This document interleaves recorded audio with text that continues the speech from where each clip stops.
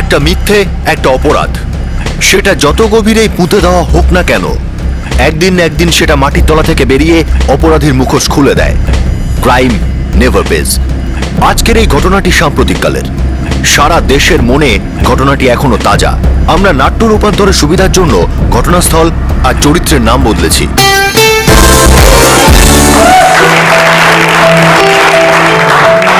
Hello friends, welcome to yet another episode of Dil Se Bol. Dil Se Bol, Dil Khol ke bole আজ আসছে সুরাট, গুজরাট থেকে শ্রুতি আর জগদীশ। দর্শক বন্ধুরা, জোরে হাততালি দিয়ে শ্রুতি আর জগদীশকে স্বাগত করুন। Welcome Shruti, welcome Jagdish to our show. তো শ্রুতি আর জগদীশ, তোমাদের গল্পটা বলো। আমরা 3 বছর আগে পালিয়ে বিয়ে করেছি। আর এখন তো আমাদের 1 বছরের বাচ্চাও আছে। এই 3 বছরের মধ্যে কি বাড়ির সাথে কোনো কন্ট্যাক্ট হয়েছে বা তাদের সঙ্গে দেখা করার চেষ্টা করেছো? না। ইচ্ছে তো করেছে না? হ্যাঁ, ইচ্ছে তো হয়। ওনাদের আশীর্বাদ তো আমাদের খুবই প্রয়োজন। ওনাদের ছাড়া একদম খালি খালি লাগে। শ্রুতি আর জগদীশ, তোমরা দুজন 3 বছর ধরে নিজেদের মা বাবার সঙ্গে দেখা করতে পারোনি। তাই আমরা ভাবলাম যদি আজই দেখা করিয়ে দেওয়া যায় তাদের সাথে। দুপক্ষ এখনো জানে না যে আজ তারা মুখোমুখি হতে চলেছে। আমাদের তরফ থেকে এটা একটা প্রচেষ্টা যে আমরা দুই পক্ষের মধ্যে বোঝাপড়া করিয়ে দিচ্ছি। দর্শক বন্ধুরা, এটা একটা সুযোগ নিজের কাছের লোকেদের কাছে নিজের মনের কথা খুলে বলার। কি রে, তোরা ভেবেছিস আজ রবিবার আমি বাড়িতে থাকবো আর তোরা এখানে কাজটা ছেড়ে দিয়ে মজা করবি? কে? হ্যাঁ, কি রে জাভেদ, এটা তো শুক্রবার ডেলিভারি হওয়ার কথা ছিল আর তুই এখন এটা রেক্সিন লাগাচ্ছিস? কিন্তু রেক্সিন তো কালকেই এসেছে, পরশু অবধি মাল ডেলিভার হয়ে যাবে। দেখ জাভেদ, এটা যদি কাল ডেলিভারি না হয় না, তাহলে পরশু এসে তুই তোর শেষ মাইনেটা নিয়ে যাবি, বুঝতে পেরেছিস? আর হ্যাঁ, যেটা তোর মাইনে সেটার অর্ধেক তোকে দেব। মুখের দিকে কি দেখছিস? যা তাড়াতাড়ি কাজ কর, চল। আর তোমরাও যে যার নিজের কাজে লেগে যাও ফটাফট, সময় মতো ডেলিভারি করতে পারে না সব। সরি মাধববাবু, আসলে ওই বউ একটু মন্দিরে নিয়ে গেছিল তাই দেরি হয়ে গেল। তোর এই রোজ রোজ দেরি করে আসাতে না আমার অনেক লোকসান হয়ে যাচ্ছে। আর রোববার দিনও আমাকে এসে এদিকটা সামাল দিতে হচ্ছে। সব কটা এখানে ফাঁকিবাজ। আপনি টেনশন নেবেন না স্যার, আপনি বাড়ি যান, আমি দেখছি এদেরকে। ধর।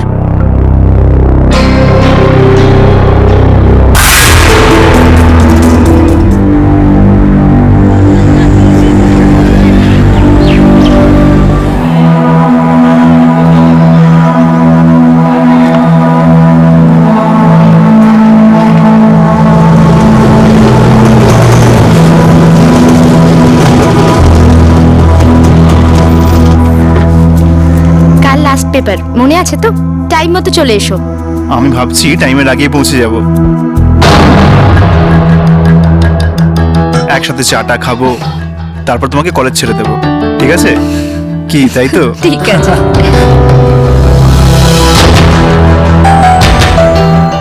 তাহলে কাল ফিল্ম দেখতে যাচ্ছি তো? একদম।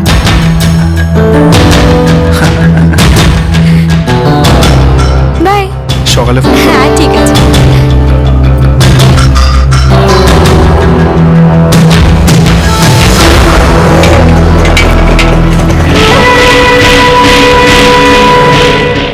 বাবা, ও তো আমার শুধু ড্রপ করে, বাড়ি থেকে কলেজ আর কলেজ থেকে বাড়ি, ব্যাস, আর কিচ্ছু না। তুই আমাকে অতটা বোকা ভাবিস না। হাহা হি হি, সব দেখেছি। গেটের বাইরেই তো সব হচ্ছিল, তাই না? হ্যাঁ, কি চলছে তোদের দুজনের মধ্যে? কিচ্ছু না বাবা। কিছু না? হ্যাঁ শিলা, তুমি বলো, কি এসব? আমাদের মেয়ে আর এই 3rd ক্লাস অটো ড্রাইভারের মধ্যে কি চলছে? না মানে হয়েছে কি? কি হয়েছে? কি করে আর কবে থেকে? দেখো শিলা, ভালো মুখে জিজ্ঞেস করছি, বলে দাও, নাহলে তুমি জানো আমি কি করতে পারি। না না, আমারও 2-1বার ডাউট হয়েছিল, আমি ওকে ওয়ার্নিং দিয়েছিলাম।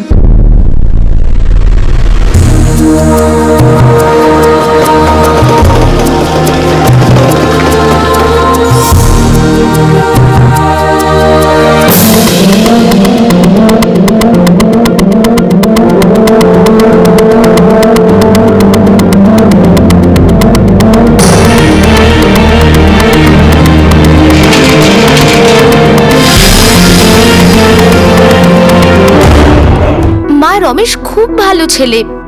মা, তোর বাবা ওর ভালোটা দেখবে না, শুধু দেখবে ও কি কাজ করে।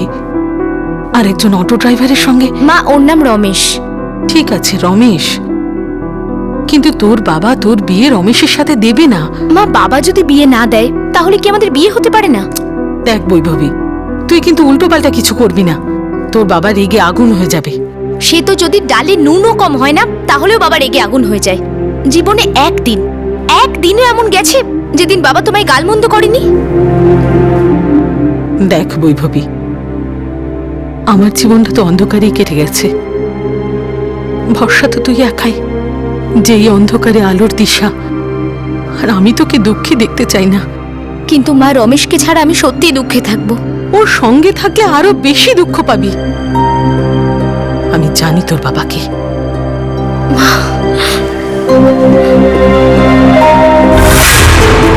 খুব হয়েছে কলেজ যাওয়া, ওখানে ভালো কিছু শেখার বদলে এসব উল্টোপাল্টা জিনিস শিখছে। আজ থেকে ওর ঘরের বাইরে পা রাখা বন্ধ।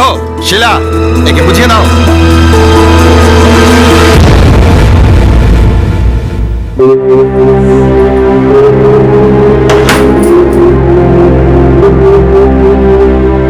বৈভবী,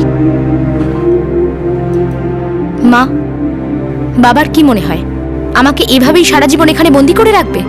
একটা সুযোগ পেলে আমি পালিয়ে যাব না? পালিয়ে কোথায় যাবি তুই? তোর বাবা ঠিক খুঁজে নিয়ে আসবে, বন্দি করে রাখবে তোকে। তোর বাবা কেমন জানিস তো? মা, সত্যি কথা বলবো, আমার মনে হয় না যে আমি বাবাকে জানি। আমি শুধু বাবার একটাই রূপ দেখেছি, যেটা আমার একদম পছন্দ নয়। আর অন্য কোনো রূপ আছে কি না আমি জানি না। আমার কাছে বাবার অর্থ হলো ভয়। আমি আর ভয়কে ভয় পাই না। একটু অন্তত ভয় কর, অন্তত তোর নিজের বাবাকে। না হলে ও এমন কিছু করবে। কি, জোর করে আমার বিয়ে দিয়ে দেবে তো? সে তো কিছুই নয়। তোর বাবা তো। বাবা কি কি করবে বাবা? বলো না মা। একটা ব্যাপার আছে যা বহু বছর আমি গোপন করে রেখেছি। ভাবতে পারিনি কোনোদিন তোকে বলবো। ব্যাপার? কি ব্যাপার? তুমি কি বলছো মা? বলো আমাকে। শুনতে পারবি? তুমি আমার থেকে কি লুকোচ্ছ মা? বলো আমায়, বলো।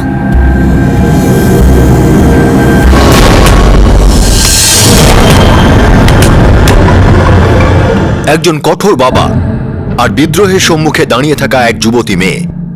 মেয়ে এমন একজন ছেলেকে ভালোবাসতে শুরু করে যাকে তার বাবা কোনোদিনও স্বীকার করবেন না। অন্যদিকে মেয়েটির মা নিজের মধ্যে একটি গোপন রহস্য লুকিয়ে রেখেছিলেন। এই রহস্য জানার পর 20 বছরের মেয়েটি কিভাবে রিয়াক্ট করত, এই রহস্য তার বাবার এমন এক ভয়ঙ্কর রূপকে সামনে আনতে চলেছিল যার ফলে তার জীবনে আমূল পরিবর্তন করতে পারে।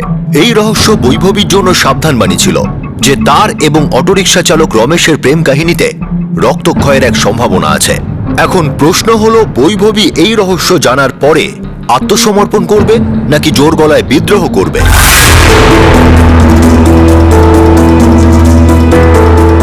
বাবা। আরে, তুই বাইরে কি করে এলি? হ্যাঁ, কে দরজা খুলে দিয়েছে? শিলা! বাবা, আমাকে ক্ষমা করে দাও। কাল আমার লাস্ট পেপার, সেকেন্ড ইয়ারের ফাইনাল এক্সাম। বাবা, আমি হাত জোড় করছি বাবা, প্লিজ আমাকে এক্সাম দিতে যেতে দাও। আমি প্রমিস করছি আমি এরকম কিচ্ছু করব না যাতে তোমাকে আমাকে আবার বকতে হয়। প্লিজ বাবা। ঠিক আছে, কিন্তু তুই একটা কথা মনে রাখিস, আমায় লুকিয়ে কোনো কিছু করার চেষ্টা করবি না। কারণ বেঈমানি আমি পছন্দ করি না, বিশেষ করে কেউ যদি নিজের লোক হয়। বুঝে গেছি বাবা, আমি কোনো বেইমানি করব না। ঠিক আছে, যা পরীক্ষাটা দিয়ে আয়। থ্যাংক ইউ বাবা।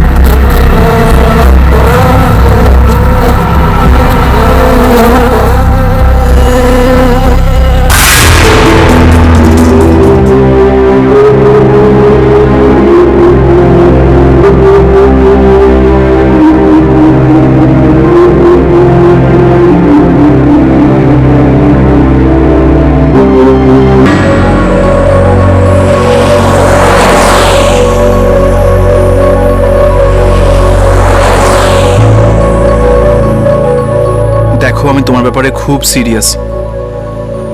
আমি তোমায় সব সময় জন্য পেতে চাই, ব্যাস। তাহলে আমাদের দুজনকে আজই পালাতে হবে আর কোথাও গিয়ে বিয়ে করে নিতে হবে, কারণ যদি তোমাদের বাড়িতে যাই আমার বাবা সব বরবাদ করে দেবে। হাতের মোয়া নাকি? সব বরবাদ করবেন কি করে? করে দেবে রমেশ, করে দেবে। তুমি আমার বাবাকে চেনো না।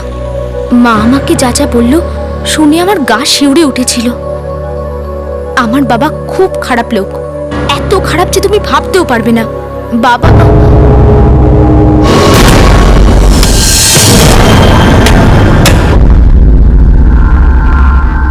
হ্যাঁ, কি করেছে বাবা? উনি যাই করুক, আমায় কি করতে হবে সেটা আমি জানি।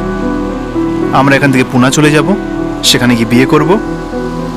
ওখানে আমার এক বন্ধু আছে যে আমাদের ওখানে সাহায্য করবে। আর তুমি তোমার কলেজ চালু রেখো, আমি কোনো একটা কাজ নিশ্চয়ই খুঁজে নেব। এবার তাড়াতাড়ি নিজের চাটা খাও আর বিন্দাস গিয়ে এক্সামটা লেখো। আর তারপর আমাদের নতুন জীবনের মিটার ডাউন। টিং।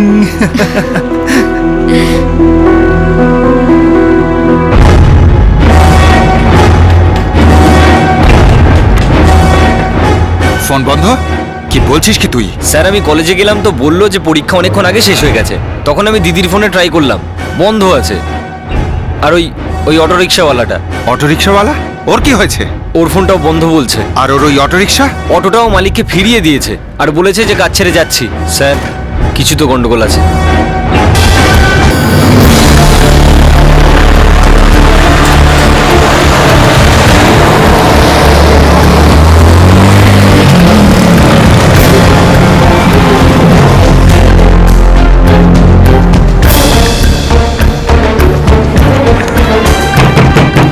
এই বেরিয়ে আয়।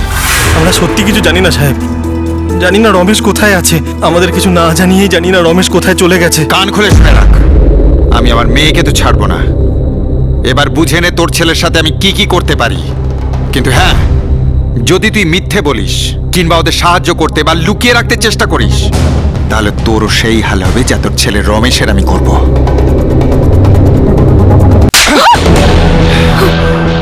আমি কিচ্ছু জানি না, যাও বলেছে তার বাইরে আর কিচ্ছু জানি না। আমার মাথা গরম করিস না শিলা, সত্যি কথা বল। তোর সাহায্য ছাড়া আমার মেয়ে ওই 2 পয়সার ড্রাইভারের সাথে পালাতে পারে না। বল, আমার মেয়ে আর ওই রমেশ কোথায় গেছে? আমি কি করে জানবো? ভগবানের দিব্যি আমি কিচ্ছু জানি না। একটা কথা তোকে বারবার বোঝাতে হবে তাই না? হ্যাঁ, জানিস তো আমাকে। ওদের দুজনকে কিচ্ছু করো না, ভগবানের দিব্যি। কেন করব না? কেন করব না? হ্যাঁ, আরে ওই দুজন আমার মুখে চুনকালি মাখিয়ে দিয়েছে। এখন তোর ভগবানও ওদেরকে বাঁচাতে পারবে না। যা! তুই আয় আমার সাথে।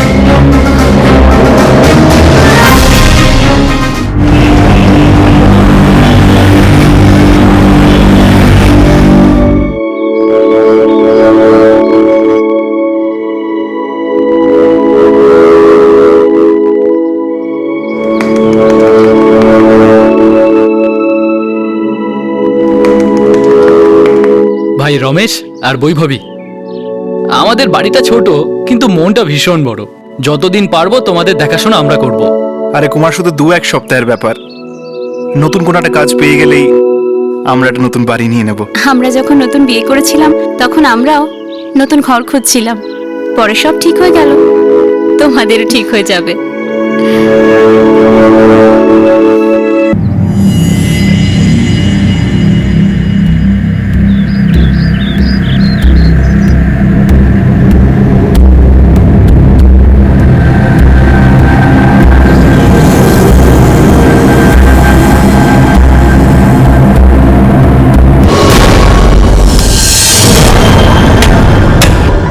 একটা ব্যাপার আছে। ব্যাপার? কি ব্যাপার? শুনতে পারবি? তুমি আমার থেকে কি লুকোচ্ছ মা?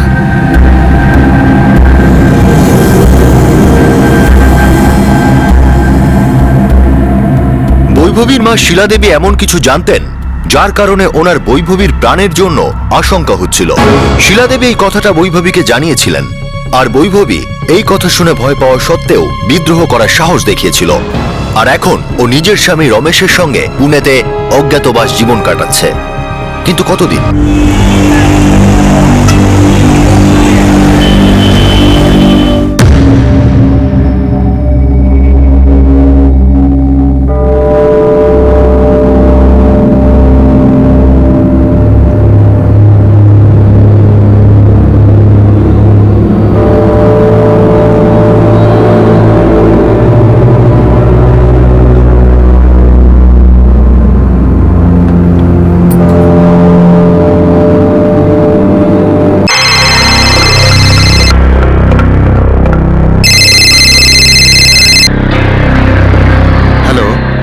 মাধববাবু, আমি কুমুদ বলছি, কুমুদ মাপ শেখার। হ্যাঁ কুমুদ দেবী, নমস্কার।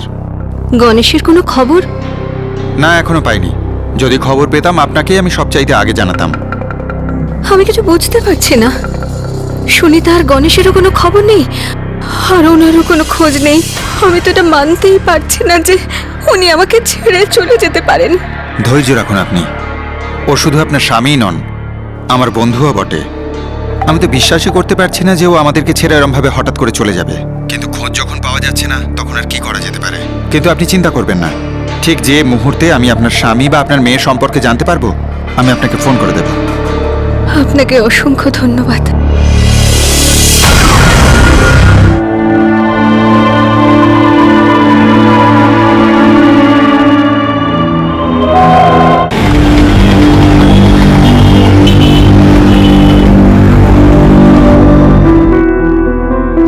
একজন ট্যাক্সি ড্রাইভারের সঙ্গে বন্ধুত্ব হলো, রাতের শিফট দেওয়ার জন্য রেডি। আচ্ছা, কবে থেকে শুরু করছিস? এই বেশ 2-4 দিনের মধ্যেই। রমেশ, এই দুদিনে তুমি পুনে শহরটা ভালো করে ঘুরে নিও, বুঝে নিও, যাতে ট্যাক্সি চালাতে তোমার কোনো অসুবিধা না হয়। কাল সকাল থেকে পুনা দর্শন শুরু।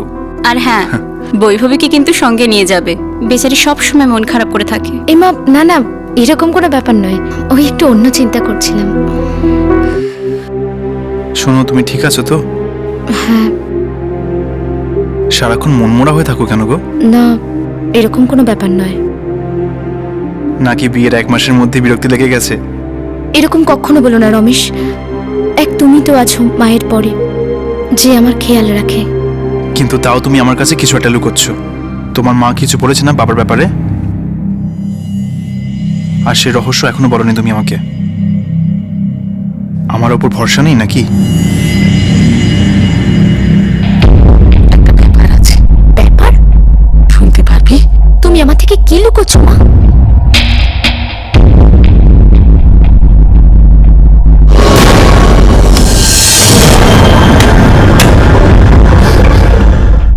তোমার মার কথা মনে পড়ে না খুব? আমারও খুব মনে পড়ে মা বাবার কথা। রমেশ, আমার মায়ের কথা খুব মনে পড়ছে। একবার ফিরে গিয়ে দেখাই যাক না, হয়তো তোমার বাবার মন পাল্টেও যেতে পারে। কোনো চান্সই নেই, কারণ মন তো তার পাল্টায় যার মন থাকে। বাবার তো মন বলে কোনো বস্তুই নেই। কি হয়েছে বৈভবী? বিষ। এই বিষের পুরো কাহিনীটা বলো আমাকে, এক্ষুনি বলো।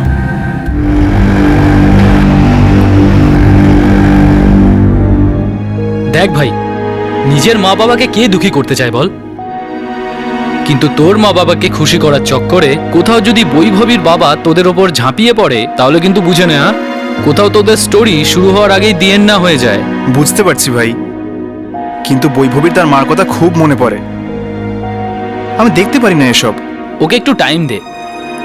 আরে এই ব্যাপারটা হচ্ছে সবে বিয়ের 1 মাস হয়েছে, হ্যাঁ? 4-6 মাস আরো যেতে দে, একটু টাইম দে, তারপর দেখ, হতে পারে ওর বাবার রাগ হয়তো একটু কমে গেল। কে জানে এখন কি হবে। আমি তো ফিল্মে দেখেছি যে পালিয়ে যাওয়া দম্পতিদের আপন করে নেয়, ক্ষমা করে দেয়, কিন্তু আমাদের যে কি হবে ভগবান জানে। শুনুন, একটু কথা বলা যাবে?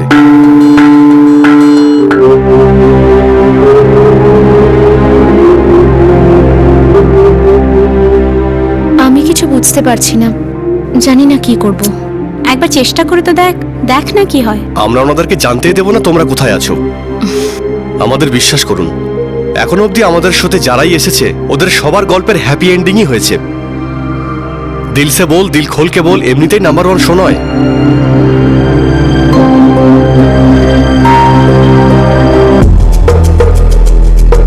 আসিফ, হ্যাঁ, পুনেতে কাপল পেয়েছি। কনফার্মড? হ্যাঁ, ক্যামেরায় আসবে? পাক্কা আসবে। বস। মেয়ের মা বাবার ঠিকানা রয়েছে, নায়গাঁওতে থাকে। ছেলের বাবা মা রাজি। ওনারা কি স্টুডিওতে আসবেন? ক্যামেরার সামনে আসবেন? আমি ওদেরকে রাজি করিয়ে নেব। আচ্ছা, তুমি রমেশ আর বৈভবীকে এটা বলনি তো যে অন ক্যামেরা মা বাবার সাথে মিটিং হবে? আরে না বস, এটুকু তো কাজ পারি আমি। That's good. তো উই শুট অন স্যাটারডে, সমস্ত তৈরি করে দিস, আমাদের একটা স্টোরি শর্ট আছে। Okay, so let's get rolling. Sure. কুল।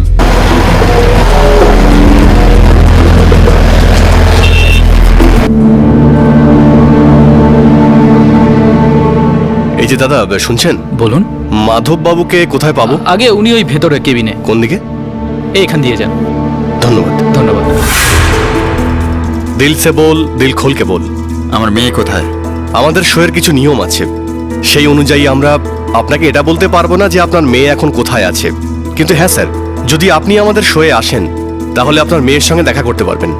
দেখুন মাধববাবু, আমরা যে শোটা করি সেই শোয়ের একমাত্র উদ্দেশ্য হলো পালিয়ে যাওয়া কাপলদের পরিবারের সঙ্গে দেখা করানো আর অবশেষে সবাইকে খুশি করা।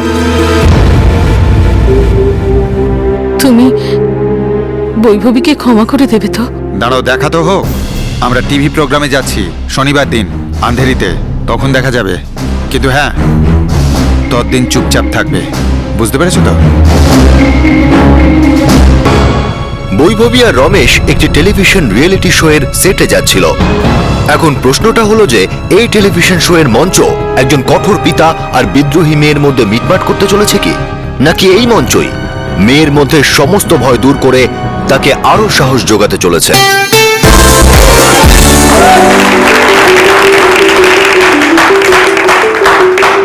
হ্যালো ফ্রেন্ডস, আমাদের আরেকটি এপিসোডে আপনাদের সবাইকে আন্তরিক স্বাগত জানাই, যার নাম দিল সে বল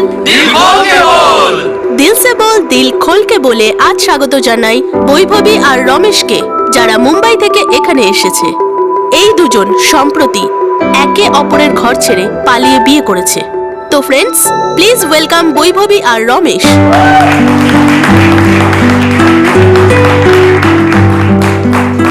welcome Vaibhavi, welcome Ramesh, please have a seat.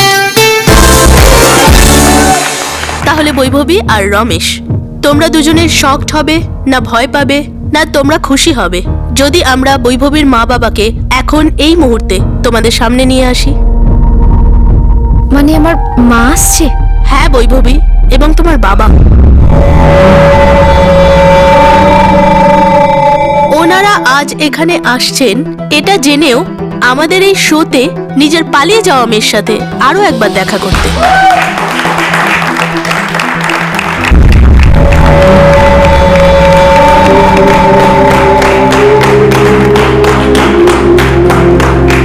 মা,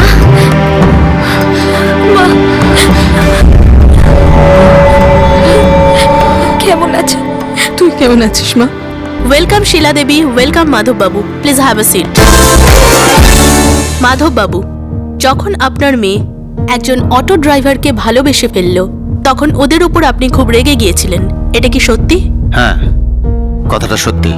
এরপর বৈভবী ঘর থেকে পালালো, রমেশকে বিয়ে করলো, আর এখন ওর সাথে খুব সুখে আছে। তো আপনার মনে হয় না ওদেরকে এখন আপন করে নেওয়া উচিত? এই দুজনের খুশির জন্য এদেরকে ক্ষমা করে দেওয়া উচিত? আমি আমার মেয়েকে ক্ষমা করতে রাজি আছি। মাধব বাবু, বৈভবী এখন রমেশের স্ত্রী, রমেশকে ছাড়া বৈভবী অসম্পূর্ণ। তাহলে আমরা কি ধরে নিতে পারি যে আপনি বৈভবীর সঙ্গে সঙ্গে রমেশকেও ক্ষমা করে দিচ্ছেন? আমার এতে কিচ্ছু যায় আসে না যে উনি আমাদের আপন করুন বা না করুন। আমার কাছে আমার মাই সবকিছু। আর তাছাড়া বাবার ওই বাড়িতে যাওয়ার আমার কোনো ইচ্ছে নেই। আমার তো এনাকে বাবা বলতেই লজ্জা হয়। চুপ কর, তোর এত সাহস! তুই আমায় অপমান করছিস। আমি সবকিছু মেনে নিয়ে তোকে ক্ষমা করতে চাইছি, আর তুই আমায় ছোট করছিস। হ্যাঁ মাধব বাবু, প্লিজ শান্ত হন, প্লিজ। দারুণ মশলা আছে ভাই। একটা কাজ কর, প্রিয়াঙ্কাকে বল আগুনে আর একটু ঘি ঢালতে। প্রিয়াঙ্কা, চালু রাখো, আরো বাড়িয়ে দাও। প্রিয়াঙ্কা, আমি 2 মাস ধরে খুব চিন্তায় ছিলাম। বিশেষ করে আমার মায়ের কথা খুব মনে হতো। আমি শুধু মায়ের সঙ্গে দেখা করতে চেয়েছিলাম, কারণ আমার ভয় ছিল যে বাবা আমার নয় বরং আমার মায়ের ক্ষতি করতে পারে, কারণ ইনি সবকিছু করতে পারেন। ইনি একজন ক্রিমিনাল। নিজের মুখে লাগাম দে বলছি, অনেক হয়েছে। প্রিয়াঙ্কা, আমি সত্যি বলছি, আমার বাবা একজন খুনি। উনি 3টে খুন করেছেন, আর ওই 3টে লাশই আমাদের গ্রামের বাড়ির পেছনের বাগানে পুঁতে রাখা আছে।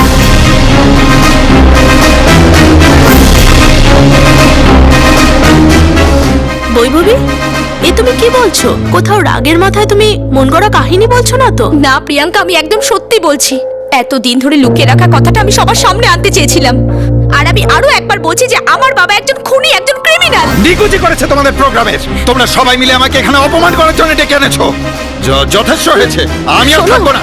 শোনো, শোনো না।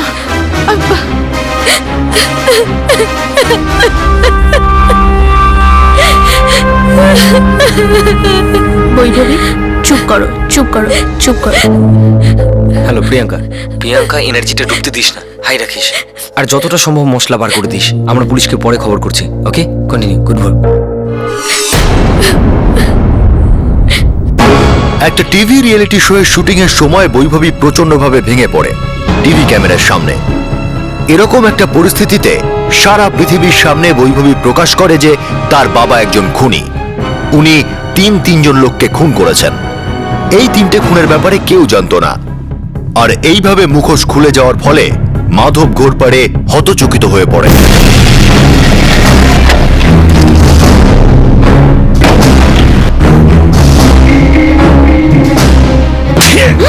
কি বলেছিস? কি বলেছিস তুই? আমি শুধু এটুকু বলেছি, এটুকু বলেছি। কতটা কতটা বলেছিস? বৈভবী, তুমি যা কিছু জানো আমাদেরকে বলো। তুমি কবে জানতে পারলে যে তোমার বাবা এটা করেছে? স্যার 1 মাস আগে কিভাবে? মা বলেছে। একটা ব্যাপার আছে, কি ব্যাপার? শুনতে পারবি? তুমি আমার থেকে কি লুকোচ্ছ মা? বলো আমায়, বলো। 4 বছর আগে মনে আছে যখন তুই 2 বছরের জন্য ঠাকুমার বাড়ি গিয়েছিলি? যখন আমি 9-10-এ পড়তাম, 2007-2008-এ।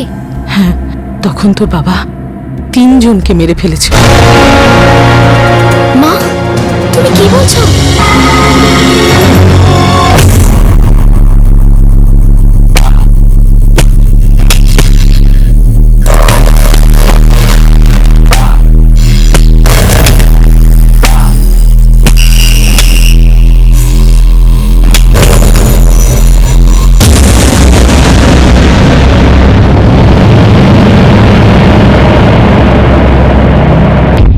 তৃতীয়বার ও বাড়ির পিছনে কবর খোঁড়াচ্ছিল।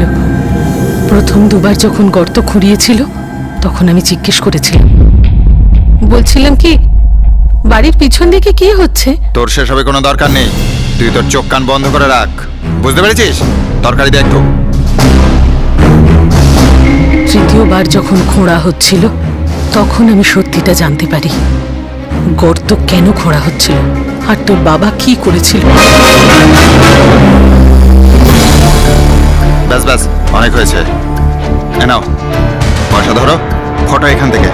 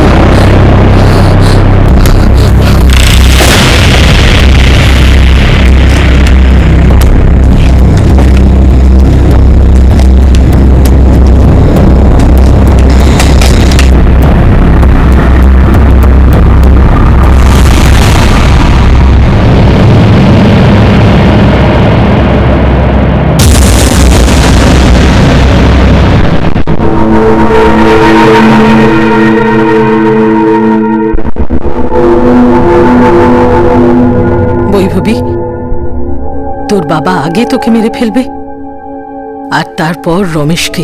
মা, যে 3 জনকে বাবা খুন করেছে তারা কারা ছিল? বৈভবী, সেই লোকগুলো কারা? ওই 3 জন লোক যাদেরকে তোমার বাবা মেরে ফেলেছে, তুমি তাদেরকে চেনো? না স্যার, আমি এই লোকগুলোকে চিনি না। মা চেনেন। আমি শুধু এইটুকুই জানি যে আমাদের বাড়ির পেছনে ওই 3 জন লোককে মেরে পুঁতে রাখা হয়েছে।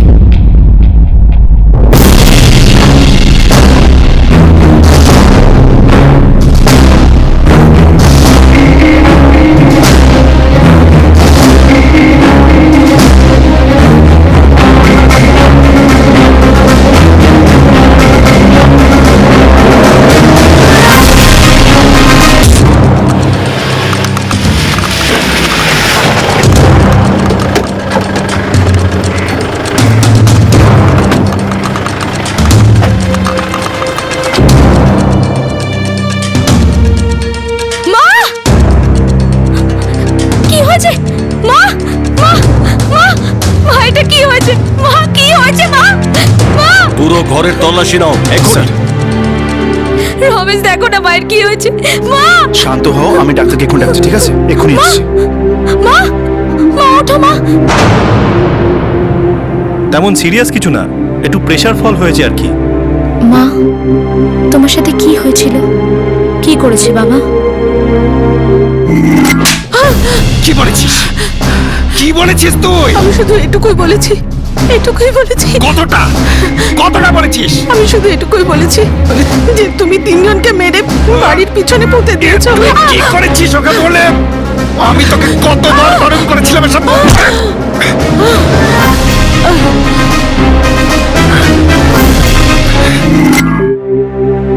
4 দিনের কমপ্লিট বেড রেস্ট, আশা করি তারপর ঠিক হয়ে যাবেন। ঠিক আছে, আমি আসছি। শিলা দেবী, আমরা জানি যে আপনার শরীর খুবই খারাপ, কিন্তু আমাদের জন্য এটা জানা অত্যন্ত জরুরি যে তারা কারা যাদেরকে আপনার স্বামী মেরে ফেলেছেন। ওর বন্ধু শ্রীনাথ মাপসেকর। মাধববাবু, আমি কুমুদ বলছি, কুমুদ মাপশেখর। হ্যাঁ কুমুদ দেবী, নমস্কার। আমি তো এটা মানতেই পারছি না যে উনি আমাকে ছেড়ে চলে যেতে পারেন। ধৈর্য রাখুন আপনি। ও শুধু আপনার স্বামী নন, আমার বন্ধুও বটে। শ্রীনাথের মেয়ে সুনিতা মাপসেকর আর ওর এক কর্মচারী গণেশ, যাকে সুনিতা বিয়ে করেছিল। গুরুদেব, এই সোফা ডেলিভারি এখনো হয়নি কেন? গণেশদা সোফা কাল পৌঁছে যাবে। কিন্তু কথা তো আজকের হয়েছিল। ওই গণেশদা ভুল হয়ে গেছে, মাথা থেকে বেরিয়ে গেছিল। মাথা থেকে বেরিয়ে গেছিল? পরের বার তুই চাকরি থেকে একেবারে বেরিয়ে যাবি, বুঝেছিস? তাড়াতাড়ি হাত চালা।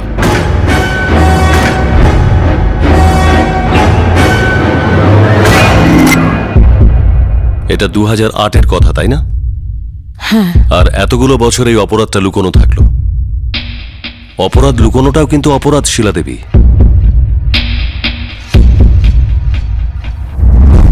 এই চল, কোড়াকুড়ি শুরু কর।